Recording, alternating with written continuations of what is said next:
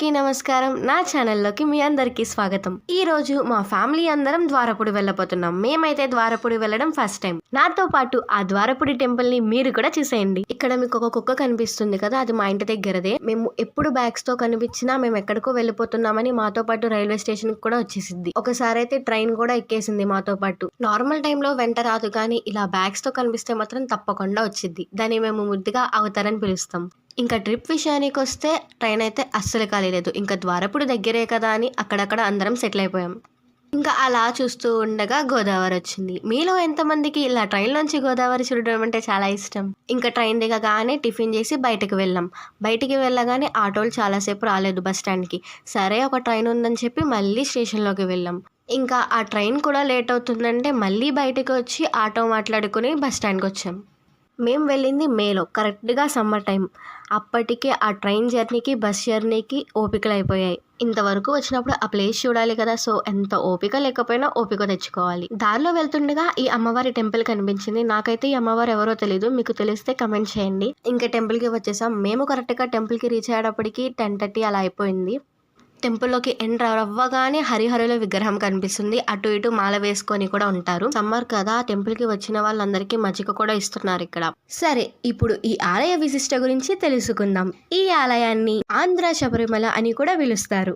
కనకరాజు గారు అనే వస్త్ర వ్యాపారితో కొంతమంది విరాళాలు ఇవ్వడంతో 1983లో శంకుస్థాపన చేసి ఆలయాన్ని నిర్మించారు. ఇక్కడ ఉన్న 18 మెట్లు తమిళనాడు నుంచి తెప్పించి ఏకశిలపై నిర్మించారు. ఇరుముడితో వచ్చిన వారిని ఆ 18 మెట్లు ఎక్కడానికి అలౌ చేస్తారు. ఆ సింహం నోట్లోంచి మేము కనకదుర్గమ్మ టెంపుల్ కి వెళ్ళాం. ఆ బయటికి రాగానే ఆంజనేయ స్వామి టెంపుల్ ఉంటుంది. తర్వాత నవగ్రహాలు దండం పెట్టుకొని సాయిబాబా దగ్గరికి వచ్చాం. కొంచెం సాయిబాబా టెంపుల్ లోపలికి వెళ్ళగానే అనంత పద్మనాభ స్వామి ఉంటారు. అసలు ఇంత పెద్ద విగ్రహాన్ని చూడడం నేనైతే ఫస్ట్ టైం. ఇంకా పద్మనాభ స్వామిని చూసిన తర్వాత అయ్యప్ప స్వామిని దర్శించుకున్నాం. ఈ టెంపుల్ మనం ఎటువైపు నుంచి వెళ్ళాలో కూడా తెలియదు, అంతమంది దేవుళ్ళు ఉంటారు. ఇంకా అలా శివాలయం వైపు రాగానే ఇక్కడ పెద్ద నంది ఉన్నారు. ఆ నంది ఎదురుగా పాలరాతితో 3 అంతస్తులతో నిర్మించిన శివాలయం ఉంది. కెమెరాలో అయితే కనిపించట్లేదు, కానీ లైవ్లో అయితే శివలింగం కనిపిస్తుంది.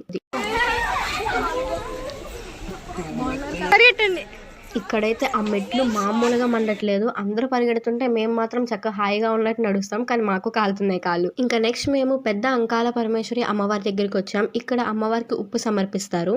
ఆ ఉప్పు కరిగినట్టే మన కష్టాలు కూడా కరుగుతాయని నమ్ముతారు. ఇంకా అమ్మవారి పక్కనే నాగదేవత అమ్మవారి టెంపుల్ కూడా ఉంటుంది. ఇంకా అక్కడ నుంచి కొంచెం ముందుకు రాగానే కాళికాదేవి ఉంటారు. అసలు అమ్మవారిని చూడగానే గూస్ బంప్స్ వచ్చేసాయి. అక్కడ నుంచి వెళ్ళబుద్ధి కాల. ఇంకా మేము లేట్గా వెళ్ళడంతో ఇంకా శివాలయం మూసేస్తా అన్నారు. ఇంకా ఫాస్ట్గా వెళ్ళిపోయాము శివాలయంలోకి. ఇదే పాలరాతితో కన్స్ట్రక్ట్ చేసిన 3 అంతస్తులతో ఉన్న శివాలయం.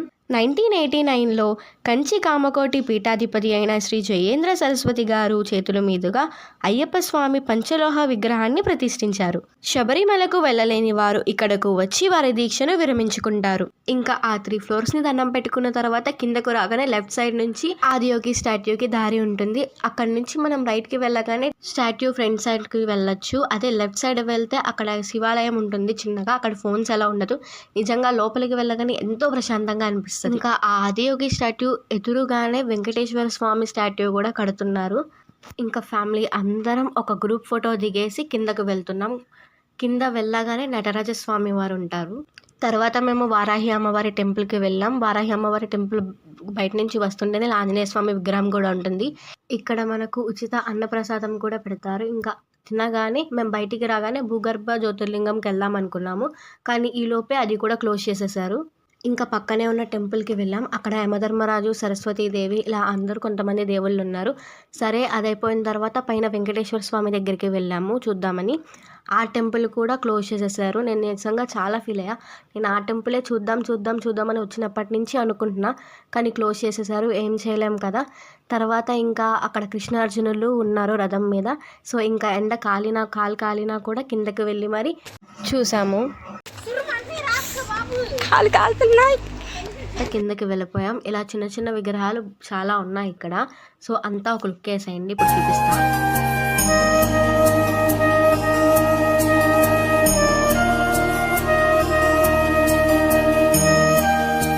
ఈ ఏనుగు ఉన్న టెంపుల్ కూడా ఏంటో మరి ఆ టెంపుల్ కూడా మేము లోపలికి వెళ్ళి చూడలేదు. కానీ బయట శివలింగాలు బొమ్మలున్నాయి. ఇంకా అలా బయటికి వచ్చేసాం. ఇప్పుడు ఇక్కడ నుంచి రాజమండ్రి వెళ్ళడానికి బస్ కోసం వెయిట్ చేస్తున్నాం. చాలా సేపు పట్టింది. బస్సులు అయితే అస్సలు రావట్లేదు. ఇప్పుడు మేము రాజమండ్రిలోనే వేరే ప్లేస్కి వెళ్ళబోతున్నాం. నా ఫేవరెట్ ప్లేస్, ఎప్పటి నుంచో ఎదురు చూస్తున్నా వెళ్ళడానికి. ఆ ప్లేస్ ఏంటో నెక్స్ట్ వీడియోలో రాబోతుంది. తప్పకుండా చేసేయండి. Thanks for watching.